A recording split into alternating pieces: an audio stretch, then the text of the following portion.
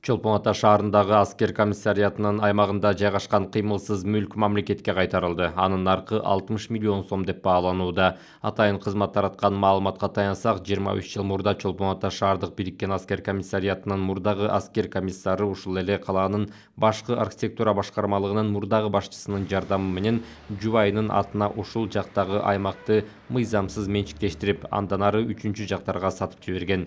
Кийин алар башка бир жаран менен алдын ала келишим түзүп, курулуп бүтө элек объектилери менен аталган жер участогун 80 миң АКШ долларына саткан. Кийин ал жерге кафе салынып, андан соң башка бирөөгө сатылып кеткен. Тергөө жана комиссиялык текшерүүнүн жыйынтыгы боюнча Чолпон Ата шаардык жергиликтүү өз алдынча башкаруу органдарынын адистери бул боюнча акт түзүшкөн. Бирок жер комиссиясынын отурумунун протоколу архивде жок болуп чыккан. Ал эми Чолпон Ата шаардык башкармалыгынын бул боюнча эки буйругу бир эле санда чыкканы аныкталат. Бул көрсөтүлгөн документтин жараксыздыгын тастыктайт. Ушуга байланыштуу кафенин акыркы ээси 60 миллион сомдук объектти мамлекетке ыктыярдуу түрдө кайтарып берди.